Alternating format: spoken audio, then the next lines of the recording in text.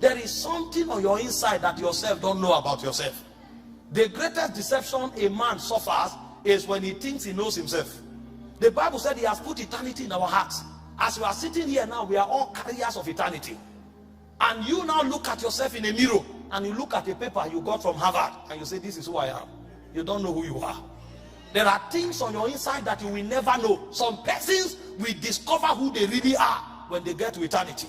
And that's when God will show them that half of Africa should have been blessed by you. But you never came up here. You were celebrating the certificate you got from Oxford. And that certificate locked you to a bank. And you were in that bank for 40 years.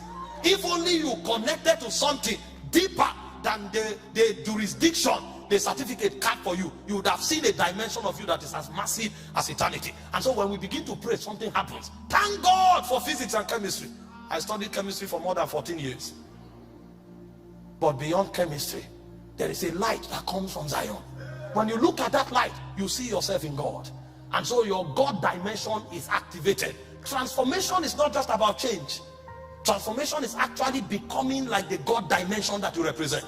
This is why when they sang that song from Isaiah 40 verse 28, he blessed my spirit. He said, have you not heard? Has it not been said to you that the everlasting God fainted not, neither is he weary? He said, he giveth power to the faint, and unto them that have no might, he increaseth strength. He said, even the youth shall faint. Because among men, the strongest of us are youth. The glory of the youth is his strength. And so he said, even the best among men, he said, they will fail. Because there's something you can never deny, his age. A time comes where your youthful zeal, your youthful brilliance, your youthful splendor begins to fade away. You will look at it, you will try to hold it, you can't stop it.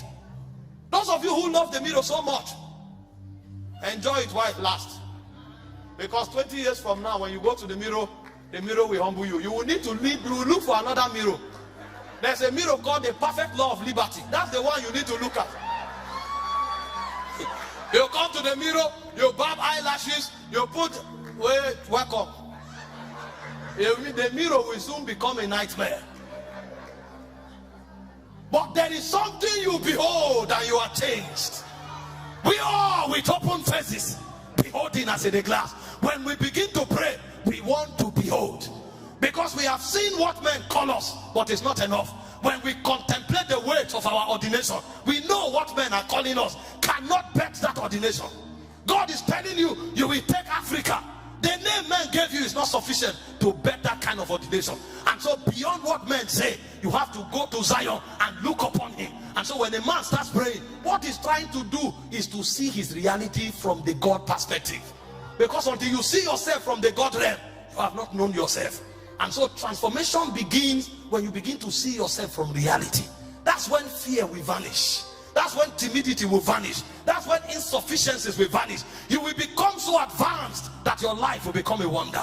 And so the second benefit of prayer is this: only on the corridor of beholding can transformation take place. And you can behold him either through the word or through the gateways of prayer. When a man begins to pray, his goal is to see him.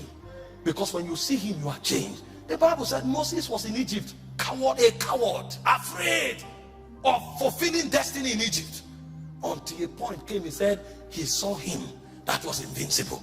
The man who ran from Pharaoh returned as a deliverer. I don't know where you are.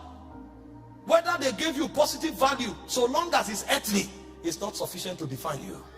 And even if they gave you a negative value, no matter who said it, it's still not sufficient to define you. There's only one man that has the final say concerning you. He's the monarch of Zion. And in prayer, you ascend the mountains of God to behold him.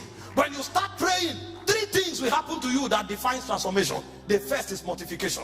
The propensities of the flesh are suspended. And so you find out that the weaknesses that you cannot overcome by your brain suddenly begins to die. The things you wept about and you couldn't do anything about, suddenly they begin to lose their power. Because when you start praying, you start journeying into realms that are yonder. And the first thing they will do is to suspend the propensities of your flesh. And then when flesh is suspended, then renewal of mind begins. It is in that corridor of prayer that you will see the light that is light indeed.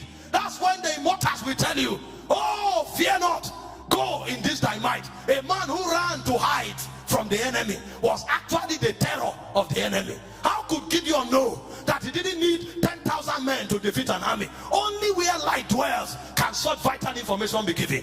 And so the man who was hiding away, he came to him and said, of valor. And he looked at himself. What is mighty about me? Do I don't look like a man of valor? He said, no, you are seeing your earthly dimension. I'm saluting you based on your heavenly dimension. And the moment the guy came into transformation, he went out as a warrior. God told him, go to the camp of the enemy. Hear what they are saying about you. The enemy you are running for is actually afraid of you. You will need renewal of mind to know. You are running from Nigeria to Europe. A lizard in Nigeria cannot become a crocodile in Europe. You don't need to run. Where the challenge is, that's where the glory dwells. Because the brightness of light is manifested in the darkest of the night. So we don't fear challenges. There is something we have seen. There is something we have heard. And because we know it, we know that nothing can break us. Nothing can break us. The worst can happen. We will still be here shining. How do you shine in light? You only shine in darkness. And so darkness is not your end. Darkness is your platform. But it will take renewal of mind. Renewal. And so you tell yourself, I was created like God. How did God function? The Bible said the earth was void. Darkness was upon the face of the deep. And God said, let there be light. And so when you go to your job and there is darkness and there's confusion, you too will say, let there be light. You will no longer respond like a man. You will respond like a God. Because when you were reading, it said, as he is, so are you. Not in heaven, in this world. And if you walked into darkness and said, let there be light, you will ask the devil, where is the darkness? I'm no longer afraid because I bring the light. That's when you will know that your walls are not for communication alone. Your walls are for creation.